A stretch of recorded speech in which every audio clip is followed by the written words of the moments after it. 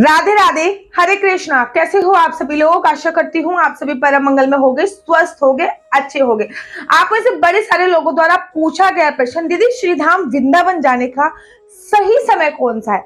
ऐसा कौन सा समय है जब हम श्रीधाम वृंदावन में जाएं और हमें अनंत पुण्य की प्राप्ति हो जाए? देखो, वैसे तो श्रीधाम वृंदावन आपकी क्या औकात आप जा पाओ या फिर मेरी क्या औकात मैं चली जाऊं, जब तक हमें बाकी बिहारी जी नहीं बुलाएंगे। जो श्रीधाम वृंदावन के राजा हैं, जब तक हमारा उनका आदेश नहीं आएगा हम लोग श्रीधाम वृंदावन नहीं पहुंच पाएंगे।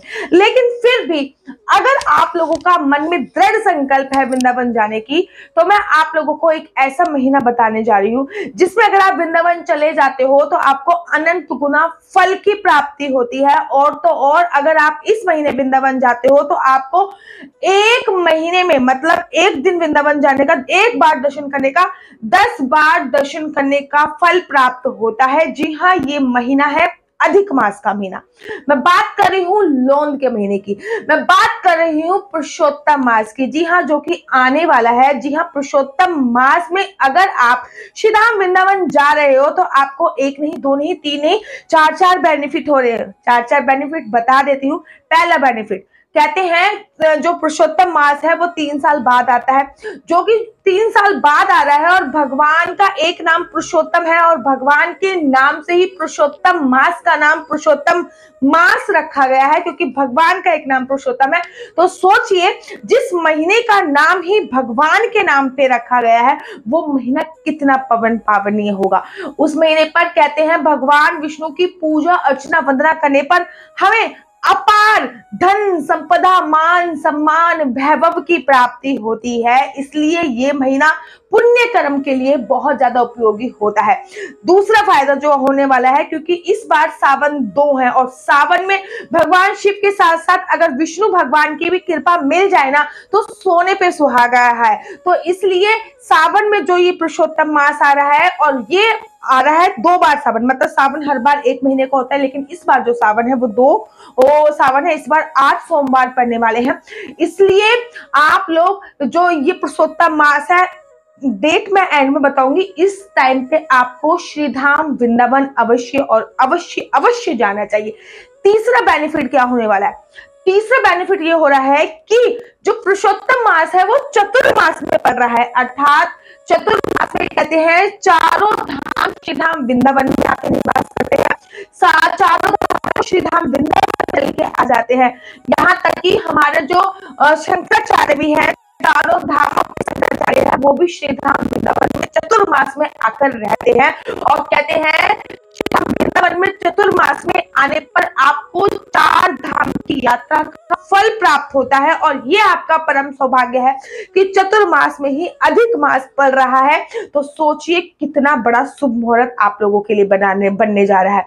तो आप लोग आंखें बंद करके, तारीख मैं बता रही हूँ, नोट कर लीजिए। इस तारीख में आप कभी भी श्रीधाम वृंदावन आ जाइए। ये पूरा महीना ही पवन पावनीय महीना है, लेकिन इस पावनीय महीने में भी कुछ पर्टिकुलर जो तारीखें होती हैं वो अपने आप पे सोने पे सुहागा है। जैसे कि 18 जुलाई से अधिक मास प्रारंभ हो रहा है। 18 जुलाई से प्रारंभ हो रहा है अधिक मास, और इस अधिक मास को जो विश्राम अधिक मास होएगा वो होएगा 16 अगस्त को। मेरी अधिक मास में श्रीधाम वृंदावन में भागवत कथा भी है। आप लोग चाहो तो मेरी भागवत कथा श्रवण करने भी आ सकते हो, जो कि 9 अगस्त से प्रारंभ हो रही है और 15 अगस्त अमावस्या पे विश्राम हो जाएगी। तो आप लोग भी आ सकते हो, मेरी कथा भी श्रवण कर सकते हो। श्रीधाम वृंदावन में पावन धरा पर मेरी कथा हो रही है, तो आप लोग आइए। और कराने वाले जो लोग हैं वो तेलंगाना के, तेलंगाना से कोई श्रीधाम वृंदावन में कथा कराने आ रहा है, उसमें कथावाचिका मैं ही हूँ, तो आप लोग तब भी आ सकते हो। लेकिन अगर ये पूरे महीने आप कभी भी श्रीधाम वृंदावन आओ तो बहुत ज्यादा सर्वोत्तम है। लेकिन पूरे महीने में से कभी भी श्रीधाम वृंदावन में से कोई पर्टिकुलर टाइम चाहते हो तो आप एकादशी वाले दिन, इस महीने 2 एकादशी पड़ेंगी, दोनों एकादशी पे आप कभी भी श्रीधाम वृंदावन आ जाइए। पूर्णमासी पे आप कभी भी श्रीधाम वृंदावन आ जाइए। वैसे तो ये पूरा ही महीना सबसे ज्यादा सर्वोत्तम है, लेकिन इस पूरे महीने में भी अगर बहुत ही ज्यादा सर्वोत्तम चीज जो बोली जाती है वो सर्वोत्तम पे भी सर्वोत्तम है एकादशी। 11 पे वृंदावन जरूर आइए। और वृंदावन आने के बाद केवल ये नहीं कि वृंदावन आए बाकी भैया जी के दर्शन कर चले।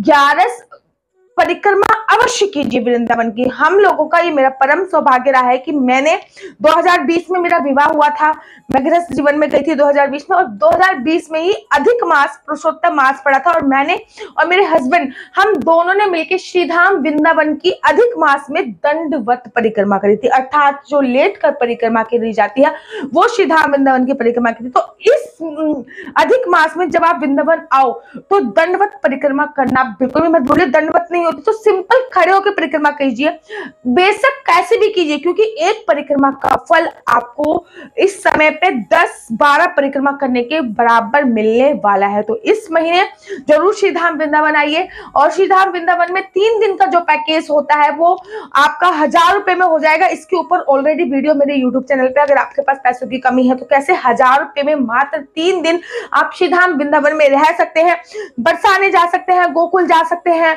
मथुरा जा सकते हैं, मात्र 1000 रुपए में। तो आइए और इस चीज का लाभ अवश्य उठाइए। आप सभी को पुरुषोत्तम मास की, मल मास की, अधिक मास की अधिक और अधिक शुभकामनाएं। तब तक के लिए मुझे दीजिए इजाजत। राधे राधे, हरे कृष्णा, हरे